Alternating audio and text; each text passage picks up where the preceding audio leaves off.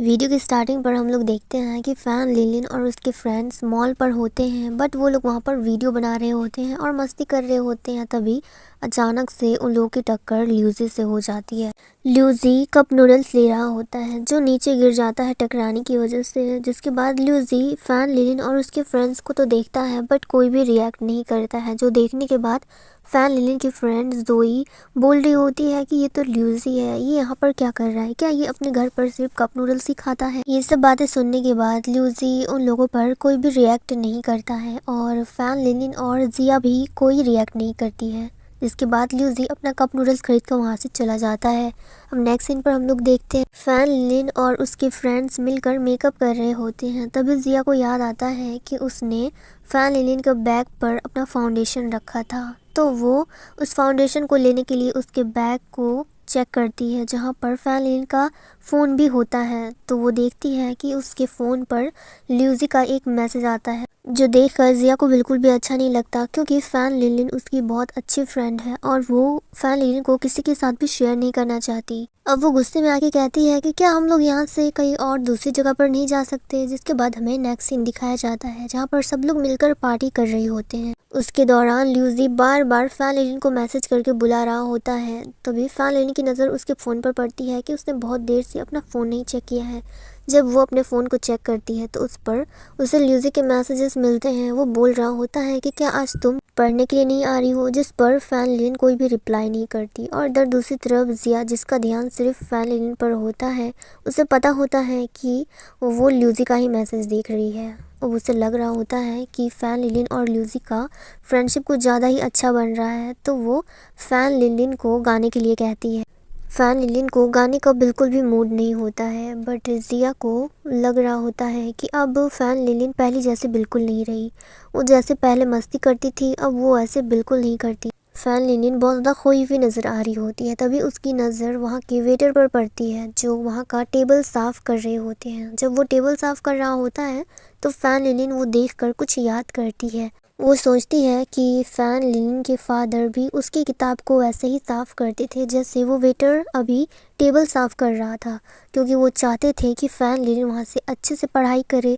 तो वो वहाँ के टेबल भी साफ़ करते थे और बुक्स भी साफ़ ही रखते थे। जो पीछे से सब कुछ फैन लिलिन देखती थी कि उसके फादर उसके लिए कितने मेहनत करते हैं। भले ही वो शो नहीं करते हैं, वो काफ़ी ज़्यादा ड्रंक रहते हैं और गुस्सा दिखाते हैं, बट फिर भी वो फैन लिलिन से बहुत ज़्यादा प्यार करते हैं। अब यही सब बातें वो यहीं पर सोच रही होती है। फैन लिलिन एक साइड से सोचती है अपने मन में कि मैं आखिर ऐसा क्यों कर रही हूँ, मैं अपना टाइम इतना वेस्ट क्यों कर रही हूँ। मुझे अपने पेरेंट्स को प्राउड फील कराना है, ना कि अपना टाइम वेस्ट करके बस एक ऐसी लड़की बनना जो अपने माँ बाप पर डिपेंड हो। मुझे उनके लिए कुछ करना होगा। ये सोचते सोचते वो माइक को रख देती है और वहाँ से निकल जाती है। जब फैन लिलिन वहाँ से जा रही होती है तो उसके फ्रेंड्स उसे रोकते हैं और पूछते हैं कि तुम आखिर इतनी जल्दी क्यों जा रही हो, पहले तो तुम कभी इतनी जल्दी नहीं जाते थे। बट फैन लिलिन उसका कोई भी जवाब नहीं देती है। और इधर जिया जो कि कुछ भी नहीं बोल पाती, क्योंकि उससे कहीं ना कहीं पता होता है कि फैन लिलिन कहाँ जा रही है।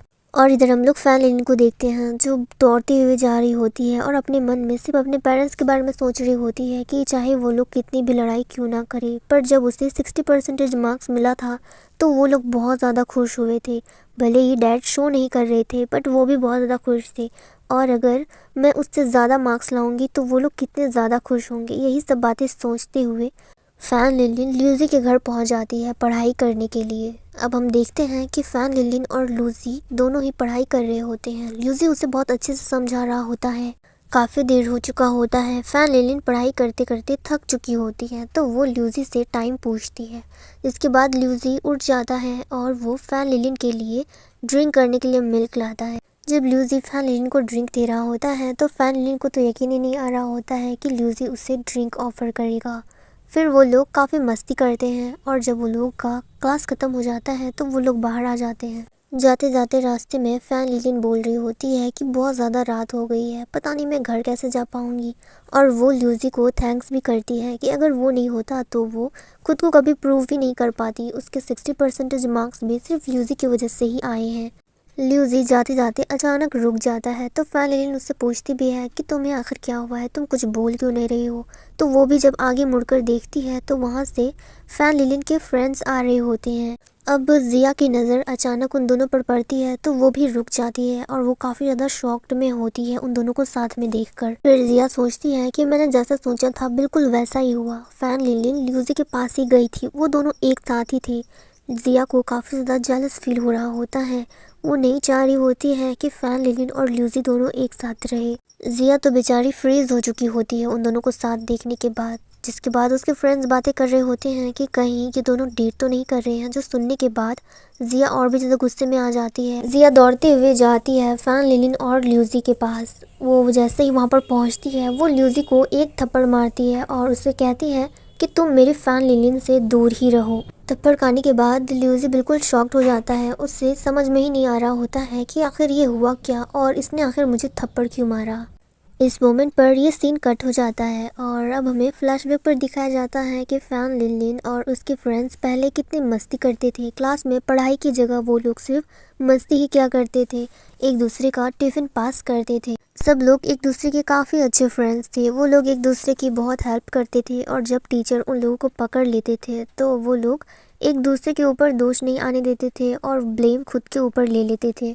अब टीचर भी उन लोगों से परेशान हो जाते हैं तो वो कहते हैं कि मैं तुम सभी को एक एक करके देख लूँगा और सबको पनिशमेंट दिलवाऊंगा तुम्हारे पेरेंट्स से। बट उन लोगों को कोई फ़र्क नहीं पड़ता है, सब लोग हंसने लगते हैं और पीछे बैठकर ल्यूजी ये सब कुछ देख रहा होता है और स्माइल कर रहा होता है। अब हमें नेक्स्ट सीन दिखाया जाता है जहाँ पर एक ही एल्बम बचा होता है जिसे फैन लिनलिन और ल्यूजी दोनों ही लेना चाह रहे होते हैं क्योंकि वो उन दोनों के फेवरेट सिंगर का होता है। ल्यूजी कहता है कि इससे पहले मैंने पकड़ा था तो इसे मैं ही रखूंगा। ये बोलकर वो उससे छीन लेता है और उसे ले जाने लगता है तो फैन लिलिन भी चिल्लाकर कहने लगती है कि उससे पहले मैंने पकड़ा था तो उसे मैं रखूंगी। जब ल्यूजी दरवाजे से बाहर जा रहा होता है तो उसकी टक्कर जिया से हो जाती है। जिया देखती है कि उसके हाथ में वही एल्बम होता है जो फैन लिलिन का फेवरेट है। वो फैन लिलिन की तरफ देखती है तो फैन लिलिन के पास वो एल्बम नहीं होता है, यानी कि सिर्फ एक ही एल्बम बचा होता है जिसे ल्यूजी ने लिया था। फिर सब लोग मिलकर फैन लिलिन को हंसाने लगते हैं और कहते हैं कि तुम्हें सैड होने की कोई भी ज़रूरत नहीं है, हम लोग तो तुम्हारे साथ ही हैं। अब हमें नेक्स्ट सीन पे देखते हैं जहाँ पर फैन लिलिन जब घर पहुँचती है तो उसके डैड काफ़ी ज़्यादा ड्रंक होते हैं और वो उसे डांट रहे होते हैं कि तुम आखिर इतनी रात तक बाहर क्या कर रही थी। पर फैन लिलिन अपने फादर की बात नहीं सुनती और वो दरवाज़ा बंद कर देती है। जिसके बाद वो कुछ सोचने लगती है। तभी उसके फादर फिर से बोलते हैं कि तुम आखिरकार एक लड़की हो, तुम इतना ज़्यादा गुस्सा क्यों करती हो? अगर मैं तुमसे कुछ पूछ रहा हूँ तो तुम मुझे साफ साफ क्यों नहीं बता देती? इधर हम लोग फैन लिलिन को देखते हैं जो बहुत ही ज़्यादा सैड नज़र आ रही होती है और उसे उसके फादर की कोई भी बातों से फ़र्क नहीं पड़ रहा होता है। वो आगे बढ़ती है और अपना म्यूज़िक चेंज करने के लिए जाती है। वो अपने पुराने कैसेट को साइड कर देती है और जो न्यू कैसेट होता है उसको प्ले करती है। जब वो म्यूज़िक प्ले हो रहा होता है हमें फ्लैशबैक पर दिखाया जाता है कि फैन लिलिन को वो कैसेट जोई ने दिया था। वो काफ़ी ज़्यादा एक्साइटेड नज़र आ रही होती है। फैन लिलिन को वो कैसेट देने के लिए वो उसके पास जाती है दौड़कर और फैन लिलिन को बुलाती है और कहती है कि देखो तुम्हें यही चाहिए था ना, मैं तुम्हारे लिए ये ले आई। जो देखने के बाद फैन लिलिन काफ़ी ज़्यादा खुश हो जाती है। वो जिया को गले लगा लेती है और कहती है कि तुम्हें आखिर ये मिला कहाँ से? ये तो मार्केट में सिर्फ एक ही स्टॉक बचा था, तो तुम ये आखिर कहाँ से लाई? तो जिया इसके बारे में ज़्यादा कुछ नहीं बताती और कहती है कि बस तुमको ये चाहिए था तो मैं ये ले आई। तुम अब उनसे ज़्यादा क्वेश्चन मत करो कि मुझे ये कहाँ से मिला और मैं कहाँ से लाई। तुम अभी खुश हो और मुझे बस यही देखना था। जिसके बाद हमें जिया का पैर दिखाया जाता है। उसके पैर बिल्कुल सूज चुके होते हैं क्योंकि जिया ये एल्बम दूसरे शहर से लाई होती है, जो बात फैन लिलिन को बिल्कुल नहीं पता। अब हमें क्लासरूम का सीन दिखाया जाता है। फैन लिलिन की टेबल पर उसका एल्बम होता है तो वो उसे देखती है। फिर वो याद करती है कि किस तरह से जिया ने उसके लिए ये एल्बम लाई थी, तो वो उस एल्बम को जिया की डेस्क पर रख देती है। फिर वो अपनी फ्रेंड से पूछती है कि जिया कहाँ पर है, तो वो बताती है कि जिया दुकान पर होगी, शायद वो कुछ स्नैक्स लेने के लिए गई है। जिसके बाद फैन लिलिन भी दुकान जाने लगती है। अब यहाँ पर हम लोग जिया को देखते हैं जो चुपके से सिगरेट खरीदना चाह रही होती है। तभी वहाँ पर फैन लिलिन आ जाती है तो वो उसे छुपा लेती है और इधर हम लोग ल्यूजी को देखते हैं जो वो सब कुछ देख रहा होता है। उसे पता होता है कि जिया अपने पीछे सिगरेट को छुपा रही है। जिया काफ़ी ज़्यादा घबराई हुई होती है क्योंकि उसे पता होता है कि वो अंडर एज्ड है और वो सिगरेट नहीं खरीद सकती और उसने छुपाया है। फैन लिलिन फ्रूट जूस लेती है अपने लिए और जिया के लिए भी। तो जब वो लोग काउंटर पे जा रहे होते हैं तो जोई जैसे ही लाइन क्रॉस करती है वैसे ही तभी वहाँ का हॉर्न ज़ोरों से बजने लगता है, जो सुनकर जिया काफ़ी ज़्यादा घबरा जाती है। फैन लिलिन भी शॉक्ड होती है। वहाँ का शॉपकीपर जिया की तरफ पॉइंट करता है और कहता है कि वो लड़की यहाँ से कुछ चुरा रही है। तो फैन लिलिन आगे बढ़ती है और कहती है कि ऐसा बिल्कुल नहीं है, जिया चोरी कर ही नहीं सकती। फैन लिलिन खुद आगे बढ़कर जिया को प्रोटेक्ट करने लगती है और इधर जिया काफ़ी ज़्यादा डर चुकी होती है। तभी वहाँ पर सामान रखने के लिए कुरियर बॉय आया होता है, जिससे ल्यूजी देख लेता है। अब जब वो अपना सामान रखने के लिए जा रहा होता है तो ल्यूजी जानबूझकर अपना पैर आगे कर देता है, जिसकी वजह से वो बिल्कुल ज़मीन पर गिर जाता है। और ये ल्यूजी का प्लान होता है। अब वहाँ का शॉपकीपर उसे उठाने के लिए आगे जाता है तो जिया उसका फ़ायदा उठाती है और वो उस सिगरेट को चुपके से साइड पर रख देती है और वो सब कुछ ल्यूजी पीछे से देख रहा होता है। अब हम नेक्स्ट सीन पर देखते हैं। फैन लिलिन बोल रही होती है कि आज तो बहुत ही ज़्यादा बुरा हुआ, उस शॉपकीपर ने हमें चोरी समझ लिया था, मैं बहुत ही ज़्यादा सैड हूँ। तो जिया कहती है कि एक्चुअली ये सब कुछ मेरी गलती थी, मैंने ही सिगरेट को छुपा के रखा हुआ था, पर मुझे बिल्कुल नहीं पता था कि हम लोग पकड़े जाएंगे। और जब मैं पकड़ी गई थी तो शॉपकीपर मुझे कम और तुम्हें ज़्यादा डांट रहे थे, तो मुझे इस बात का बहुत ज़्यादा बुरा लग रहा था। तो फैन लिलिन कहती है कि इसमें बुरा लगने की क्या बात है, जब तक मैं तुम्हारे साथ हूँ तब तक तुम्हें कोई कुछ भी नहीं कर सकता। तो जिया तो वैसे ही खुश हो जाती है। वो कहती है कि तुम प्रॉमिस करो कि तुम हमेशा मेरे साथ रहोगी और तुम मेरी बेस्ट फ्रेंड बन के रहोगी। हम लोग कभी भी किसी चीज़ के लिए लड़ाई नहीं करेंगे और हर एक सिचुएशन में एक दूसरे का साथ देंगे। तो फैन लिलिन भी कहती है कि हम दोनों हमेशा बेस्ट फ्रेंड रहेंगे और एक दूसरे की हर एक सिचुएशन में हेल्प करेंगे। और इसी के साथ वो लोग पिंकी प्रॉमिस करते हैं। अब यहाँ से हमें पहले से दिखाया जाता है कि फैन लिलिन पहले कितना ज़्यादा गुस्सा करती थी, अपने फ्रेंड्स के साथ रहती थी, बट जब से वो ल्यूजी से मिली है तब से वो अपने पेरेंट्स के बारे में सोचने लगी है और पढ़ने की क्षमता उसकी बहुत ज़्यादा बढ़ गई है। अब हमें उस सीन पर दिखाया जाता है जहाँ पर जिया ल्यूजी को एक थप्पड़ मारती है और उसे फैन लिलिन से दूर रहने के लिए कहती है। जिया ल्यूजी को डांट रही होती है। वो उससे कहती है कि फैन लिलिन जब से तुमसे मिली है तब से तुमने उसको बिगाड़ के रख दिया है। तो फैन लिलिन आगे बढ़ती है और कहती है कि तुम जैसा समझ रही हो वो गलत है, ल्यूजी ऐसा बिल्कुल नहीं है।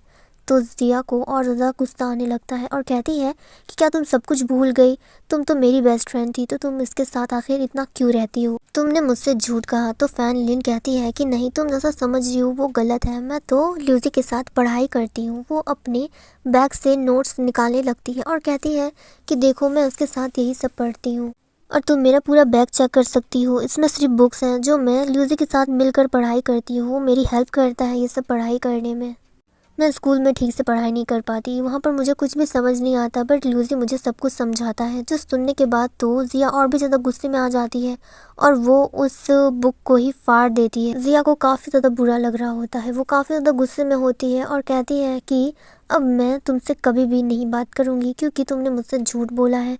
तुम ल्यूजी के साथ इतनी अच्छी क्लोज फ्रेंड थी तो तुमने मुझे पहले क्यों नहीं बताया, मैं तुमसे दूर ही रहती। अब हमें एक सीन दिखाया जाता है जहाँ पर जिया सो रही होती है। वो अपने मन ही मन में बोल रही होती है कि उससे फैन लिलिन पर इतना ज़्यादा गुस्सा नहीं करना चाहिए था, उससे बहुत ज़्यादा बुरा लग रहा है फैन लिलिन को डांटने के बाद, क्योंकि वो उसकी बेस्ट फ्रेंड थी और वो उसको कभी भी सैड होते हुए नहीं देख सकती। अब हमें वो सीन दिखाया जाता है जहाँ पर फैन लिलिन जिया को समझा रही होती है। वो कहती है कि मैं तुम्हें सब कुछ समझा सकती हूँ, बट जिया सुनने को तैयार ही नहीं होती और कहती है कि तुम एक नंबर की झूठी हो और मुझे तुम पर कभी भी यकीन नहीं होगा। आज से मैं तुम्हारे साथ अपनी फ्रेंडशिप तोड़ रही हूँ, आज से ना तुम मुझसे बात करोगी और ना मैं तुमसे बात करूँगी। ये बोलकर जिया वहाँ से चली जाती है, जिसके बाद फैन लिलिन काफ़ी ज़्यादा सैड हो जाती है। उसका कोई भी नहीं होता है, उसके फ्रेंड्स भी जा चुके होते हैं, तो वहाँ पर ल्यूजी होता है। वो फैन लिलिन का हाथ पकड़ता है और उससे बस इतना कहता है कि सब कुछ ठीक हो जाएगा और इस मोमेंट पे हमारा ये सीन कट हो जाता है।